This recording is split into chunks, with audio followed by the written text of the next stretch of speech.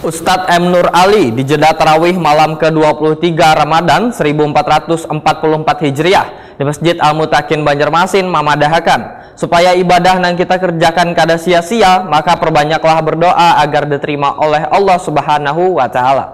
Mari kita umpati nang satu ini. Kondisi fisik terkadang turut mempengaruhi ibadah di bulan Ramadan, namun semuanya bukanlah halangan bagi kita untuk menunjukkan kepada Allah Subhanahu wa Ta'ala untuk memperbanyak ibadah di 10 terakhir di bulan Ramadan.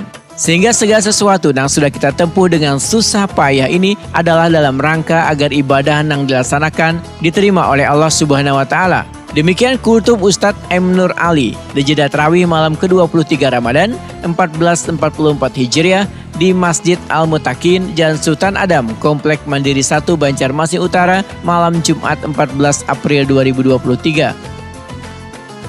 Ustadz M. Nur Ali memadahkan supaya ibadah yang kita kerjakan kada sia-sia, maka perbanyaklah berdoa agar diterima oleh Allah Subhanahu wa Ta'ala. Doa yang kita panjatkan ini sebagai bentuk atau rasa takut bila ibadah yang kita kerjakan kada diterima oleh Allah Subhanahu wa Ta'ala. Oleh karena itu seringkali kita berdoa, Allahumma rabbana taqabbal minna sholatana wa siyamana wa qiyamana wa ruku'ana wa sujudana wa qira'atana. Ya Allah, terimalah ibadah, sholat kami, wa qiyamana, sholat malam kami, wa ruku'ana wa sujudana, ruku' kami, sujud kami, wa qira'atana, dan ibadah kita baca Al-Quran itu ya Allah terima. Karena apa? Karena kita takut apabila ibadah yang sudah kita lakukan ini tidak diterima oleh Allah Subhanahu wa Ta'ala. Wajar, harus wajar kita sebagai orang awam khawatir apabila ibadah kita tidak diterima. Karena selevel seorang nabi pun, selevel seorang nabi masih dilanda kekhawatiran apabila ibadahnya tidak diterima oleh Allah Subhanahu wa Ta'ala. Ustadz M. Nur Ali mengingatkan jamaah untuk berhati-hati dalam menyalurkan zakat, infak maupun sedekah, karena bila kada menyalurkannya dengan urang nang tepat, maka zakatnya bisa kada sah wan kada diterima oleh Allah Subhanahu wa Ta'ala. Karena ada dua kemungkinan. Orang itu orang Islam tapi tidak melaksanakan sholat. Dan ini ada dua kemungkinan. Dia tidak melaksanakan sholat, mungkin ada sholat yang dilaksanakannya, tapi banyak sholat yang tidak dilaksanakan.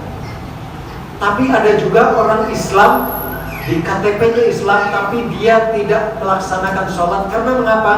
Karena dia menganggap sholat itu tidak penting. Maka para ulama pun berbeda pendapat tentang hal itu.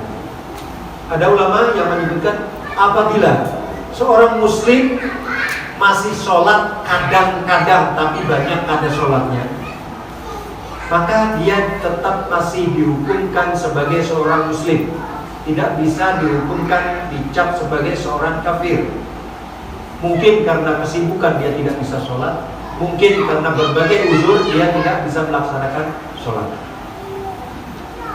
Maka untuk orang yang seperti ini, mereka masih bisa diberikan zakat dan masih sah zakat yang kita serahkan kepada orang tersebut. Tapi apabila orang ini dalam KTP-nya sebagai seorang Islam, tapi dia beranggapan bahwa sholat itu tidak penting dan dia tidak merasa berkewajiban untuk melaksanakan sholat, maka terhadap orang Islam yang tidak sholat seperti ini, maka zakat yang kita serahkan kepadanya dianggap tidak sah. Karena apa? Maka orang yang seperti ini bisa dikategorikan sebagai orang yang kafir, meskipun di KTP-nya masih tetap Islam. Ustadz M. Nur Ali meminta jamaah untuk lebih banyak lagi belajar sesuai dengan ayat yang pertama diturunkan oleh Allah Subhanahu wa Ta'ala. Sehingga ibadah apapun baik sholat maupun berzakat maka harus dipelajari terlebih dahulu agar segala yang kita lakukan kada akan sia-sia. Karena ayat yang pertama turun aja Rasulullah disuruh banyak belajar, membaca. Iqra bismi rabbikal ladzi khalaq. Dan Allah pun menyuruh sebelum melaksanakan sholat, Allah menyuruh kita untuk belajar dulu. Utlu ma uhiya ilaika min kitabi rabbik. Bacalah kitab yang diwahyukan kepada engkau wahai Muhammad. Wa aqimus shalah, dan dirikanlah sholat. Artinya sebelum kamu sholat wahai Muhammad, baca dulu apa yang diwahyukan kepadamu. Supaya apa? Jangan sampai ibadahnya itu tanpa ilmu. Karena ibadah yang tanpa ilmu jadinya ngawur, bahapal kalau orang Banjar. Ibadah yang bahapal tanpa adanya sunnah yang disunahkan oleh Rasulullah SAW akan tertolak. Alhamdulillah. Oleh karena itu, mudah-mudahan yang ulun sampaikan ini menjadi penyemangat agar kita belajar, selalu belajar. Jangan supan dengan umur. Kalau Pak misalnya sudah umur 60 dan sebagainya, lalu supan. Ustadz M. Nur Ali pun berharap bisa dipertemukan kembali di bulan Ramadan yang akan datang.